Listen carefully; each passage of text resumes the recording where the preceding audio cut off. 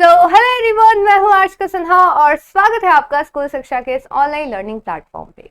अगर आप क्लास 8 में हो और 2027 में जेएनवी क्लास 9 में पढ़ने का सपना देख रहे हो तो ये वीडियो आपके लिए है, क्योंकि इस वीडियो में हम लोग बात करेंगे कंप्लीट इन्फॉर्मेशन की। वो सारे सवालों के जवाब आपको यहाँ पे मिलेंगे जो आप एग्जाम देने वाले हो जेएनवी का, उससे रिलेटेड जितने भी आपके सवाल हैं। ठीक है, तो सबसे पहले तो यहाँ आप देख सकते हैं, यहाँ पे प्रोस्पेक्टस ओपन किया हुआ है। हालांकि ये 2026 का है, क्योंकि ऑफ कोर्स 2027 का भी प्रोस्पेक्टस नहीं आया है, तो हम लोग इस पर पूरी तरह रिलाई कर सकते हैं। ठीक है, बहुत ज्यादा चेंजेस नहीं होंगे, जो भी चेंजेस होंगे वो यहाँ पे आपको बता दिए जाएंगे। आज जो हम लोग बात करने वाले हैं कि अगर आपको जेएनवी में पढ़ना है तो किस तरीके का आपका एग्जाम पैटर्न होने वाला है, सिलेबस क्या होने वाला है आपका जेएनवी का, साथ साथ जो इंपॉर्टेंट और भी चीजें होती हैं एग्जाम के अलावा, जैसे एज एलिजिबिलिटी क्राइटेरिया क्या होगी। ठीक है, आप सारे जेएनवी में एडमिशन ले सकते हो कि नहीं, हर एक बारे में हम लोग यहाँ पे बात करने वाले हैं। तो सबसे पहले तो मैं आपको बता दूं, जेएनवी यानी जवाहर नवोदय विद्यालय जो है वो रूरल एरियाज में आपका जो है वो स्कूल एस्टेब्लिश किया गया था। रूरल जो आपके बच्चे, ठीक है, ग्रामीण बच्चों के डेवलपमेंट के लिए स्कूल जो है वो बनाए गए थे। ठीक है, तो आपको हर एक डिस्ट्रिक्ट में जेएनवी यहाँ पे देखने को मिलता है, एक्सेप्ट तमिलनाडु। बहुत सारे स्कूल है, ठीक है, 650 प्लस आपको यहाँ पे स्कूल्स देखने को मिलते हैं। लेकिन क्या आप सारे स्कूल्स के लिए एलिजिबल होते हैं? जी नहीं, आप सिर्फ और सिर्फ अपने डिस्ट्रिक्ट के जेएनवी के लिए एलिजिबल होते हैं, यानी आप जिस डिस्ट्रिक्ट में रह रहे हो उसी डिस्ट्रिक्ट के जेएनवी में आप पढ़ सकते हैं। ठीक है, जेएनवी का एग्जाम जो है वो क्लास 6, क्लास 9 और क्लास 11 लेवल के लिए होता है। लेकिन क्लास 6 में आपके न्यू एडमिशंस होते हैं, यानी सीट्स काफी ज्यादा होती है। लेकिन 9th और 11th में आपके वेकेंट सीट्स होती हैं। वेकेंट सीट्स का मतलब है 6 से 9 के बीच में आपकी जो सीट्स रह गई, जो खाली छूट गई, उसके लिए फिर आपका ये जो लेटरल एंट्री सिलेक्शन टेस्ट होता है ये कंडक्ट कराया जाता है 9th और 11th दोनों की। ठीक है, तो आप देख सकते हैं कि ये जो है आपको दिया भी गया है कि 7 फरवरी को इसका इस साल यानी 2026 में एग्जाम हुआ था। अब बात करते हैं कुछ इसके इंपॉर्टेंट डेट्स को लेके कि आपका जो फॉर्म जो है वो जेएनवी का कब आता है। ठीक है, एग्जाम कब होता है जनरली। फॉर्म जो आप देख सकते हैं, जैसे यहाँ लिखा था पिछले साल का 23 सितंबर 2025 तक डेट थी, यानी आपका जो फॉर्म है एक तरह से अगस्त के टाइम पे आ जाता है, जुलाई से अगस्त के बीच में। ठीक है, एंड जुलाई तक आप देख सकते हो कि आपको फॉर्म जो है वो आ जाता है, या स्टार्टिंग के अगस्त में, और आपके पास अच्छा खासा टाइम होता है रजिस्ट्रेशन करने के लिए। कोई भी आपकी रजिस्ट्रेशन फीस नहीं लगती है, तो कोई चिंता की बात नहीं। और एक बस आपका प्रोसेस होता है, एक पेज में ही सारी डिटेल्स फिल करनी होती है एंड आपका फॉर्म फिलअप हो जाता है। ठीक है, तो ये चीज ध्यान रखिएगा। तो लास्ट डेट ऑफ रजिस्ट्रेशन पिछले साल आपकी बढ़ाई भी गई थी 23 सितंबर से, और आगे बढ़ाई गई थी। ठीक है, तो आपका फॉर्म जो है वो अगस्त में आ जाएगा, ये ध्यान रखना है आपको। उसके बाद आगे बात करते हैं कि एग्जाम कब होता है। एग्जाम जो आपका फरवरी में ही देखने को मिल रहा है, जैसे इस बार आपका 7 फरवरी, उससे पहले 8 फरवरी, ऐसे आपका फेब्रवरी मंथ जो है उसमें आपको एग्जाम देखने को मिलेंगे। जैसे इस बार जो आपका एग्जाम कंडक्ट कराया गया था 7 फरवरी को, तो झारखंड और वेस्ट बंगाल में उस दिन बोर्ड्स का पेपर था। ठीक है, जो 11th की मैं बात कर रही हूँ, 9th की नहीं। ठीक है, 11th में आप जो बच्चे ऑफकोर्स जो दे रहे थे वो 10th में बोर्ड का पेपर भी उनका पड़ गया था, तो उनके लिए अलग डेट रखी गई मार्च में। ठीक है, लेकिन आपका जो है वो आपको फरवरी में ही देखने को मिलता है। चलिए इस पूरे प्रोस्पेक्टस को यहाँ समझने का ट्राई करते हैं, सारी चीजें हम लोग यहाँ जानेंगे। ठीक है, सबसे पहले तो जो आपका एग्जाम कंडक्ट कराती है वो है नवोदय विद्यालय समिति, जिसको हम लोग NVS भी कहते हैं। ठीक है, तो बात करिए तो आप देख सकते हैं हर एक स्टेट में जो है आपको यहाँ पे देखने को मिल जाएगा जेएनवी। ठीक है, लेकिन आप तो सिर्फ अपने वाले में एडमिशन ले सकते हो। सबसे पहले आप देख सकते हो कि एग्जाम जो है क्लास 9 का 7 फरवरी 2026 को हुआ था। आपका भी इसी तरह से प्रोस्पेक्टस आएगा, तो जब प्रोस्पेक्टस आएगा आपका ऑफिशियल 2027 के लिए, तब भी हम लोग वीडियो लेके आएंगे, उसको एक एक टर्म आपको वहां पे समझाया जाएगा। तो अगर आप चैनल पर न्यू हैं तो जरूर से चैनल को सब्सक्राइब कर लीजिए, ताकि आगे आने वाली वीडियोस के अपडेट आपको मिलते रहे। आगे आते तो जो भी चीजें होंगी ना, आपको कुछ भी ऑफलाइन नहीं होगा। पहले तो मैं ये आपको बता दूं, हर चीज ऑनलाइन होगी। आपको फॉर्म से लेके एडमिट कार्ड से लेके, ठीक है, आपका रिजल्ट, हर एक चीज आपको ऑनलाइन होगी। बस आपके सिलेक्शन होने के बाद जो डॉक्यूमेंट वेरिफिकेशन होगा वो आपको आपके स्कूल में जाकर कराना होगा। ठीक है, चलो अब एलिजिबिलिटी के बारे में बात करते हैं। ठीक है, कि क्योंकि अगर आप एलिजिबल ही नहीं हो तो पेपर देकर भी कोई फायदा नहीं होगा। एलिजिबिलिटी क्या है? वो स्टूडेंट्स जो उसी डिस्ट्रिक्ट के, ठीक है, पहले तो ये समझ लो आप उसी डिस्ट्रिक्ट में पढ़े रहने चाहिए। ठीक है, और साथ साथ आप उसी डिस्ट्रिक्ट के रेसिडेंट होने चाहिए, आपको अपना रेसिडेंट सर्टिफिकेट दिखाना पड़ेगा।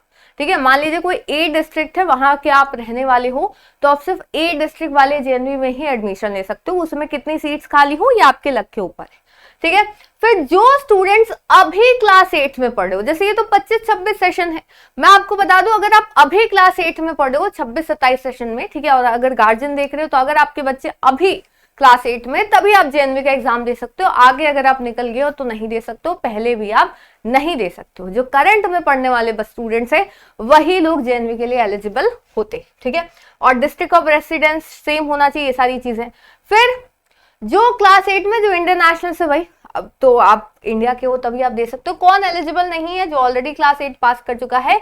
और साथ साथ ये एज एलिजिबिलिटी क्राइटेरिया है बाबू, इसको ध्यान रख लीजिए। अब ये पिछले साल, ठीक है, मतलब 2026 के लिए। 2027 में क्या होगा, एक साल आगे बढ़ा लो, 1 मई 2012 से लेके 31 जुलाई 2013 के बीच में अगर आपका डेट ऑफ बर्थ आता है, डीओबी आती है, तभी आप जो है एग्जाम दे पाओगे। ठीक है, तो आप अपना डीओबी अभी से देख सकते हो। ठीक है, कि आप आ रहे हो उस चीज में या फिर नहीं आ रहे हो।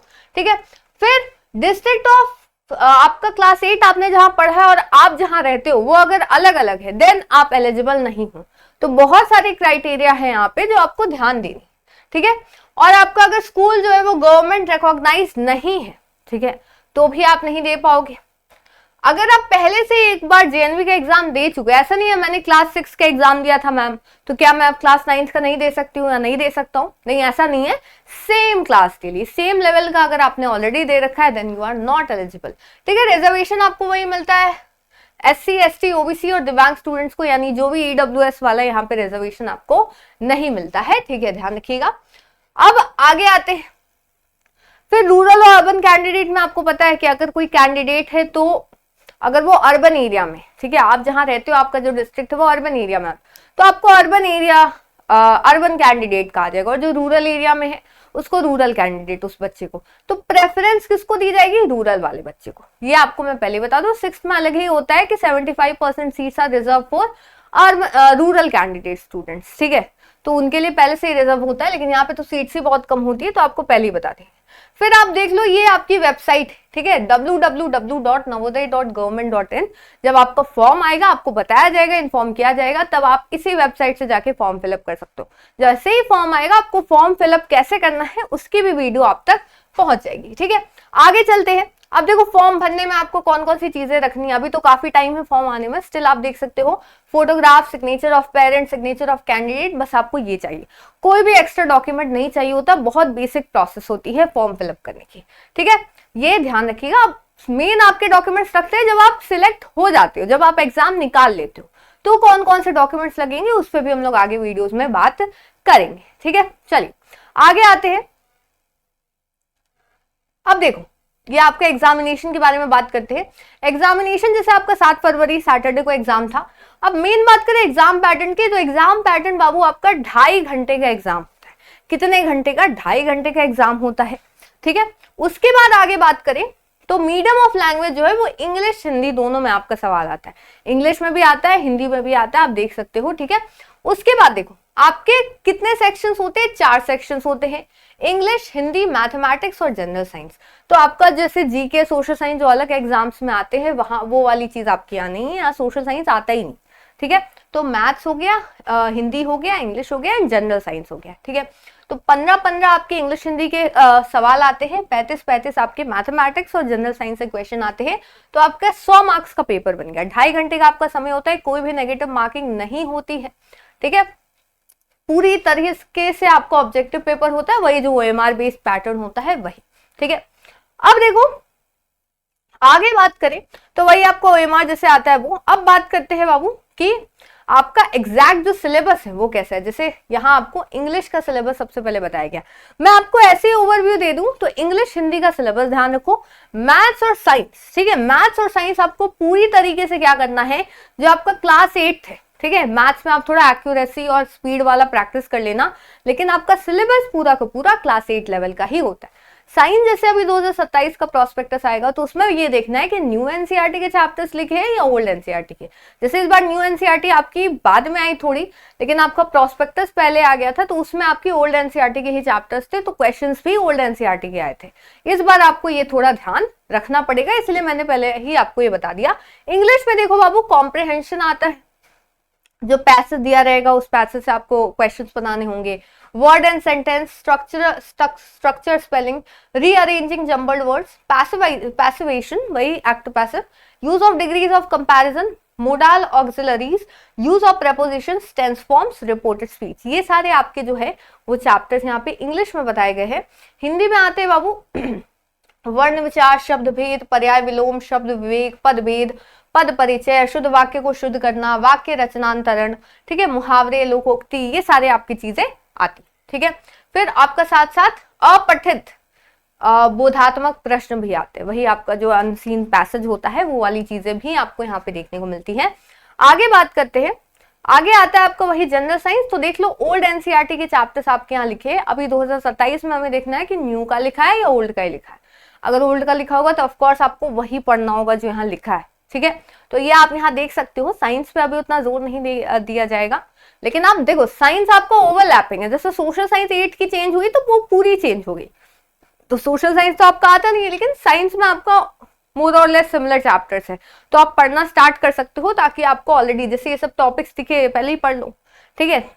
चलो अब मैथ्स में आते हैं, तो देख लो क्लास 8 में जो आपके नॉर्मल टॉपिक्स होते हैं वो, ठीक है, रैशनल नंबर्स हो गया, स्क्वायर एंड स्क्वायर रूट्स हो गया, क्यूब एंड क्यूब रूट्स हो गया, exponents and power, direct and inverse proportions, comparing quantities, algebraic expression identities, ठीक है, फैक्टराइजेशन वाला भी पार्ट आता है आपका, linear equations in one variable, understanding quadrilaterals, ठीक है, वही parallelogram, rhombus, rectangle, square, kite, mensuration आता है, वही एरिया ऑफ प्लेन फिगर्स, ठीक है, surface area and volume of cube, data handling आता है। तो ये सारी चीजें आपकी यहाँ आई जाती है। अब यहाँ आपका इवन वेकेंट सीट्स भी बता दी जाती है। तो ये तो 2026 का है, जब 27 का आएगा तो हम लोग बात करेंगे, ठीक है, कि कहाँ कितनी सीट्स खाली है, वो भी कौन सी कैटेगरी में।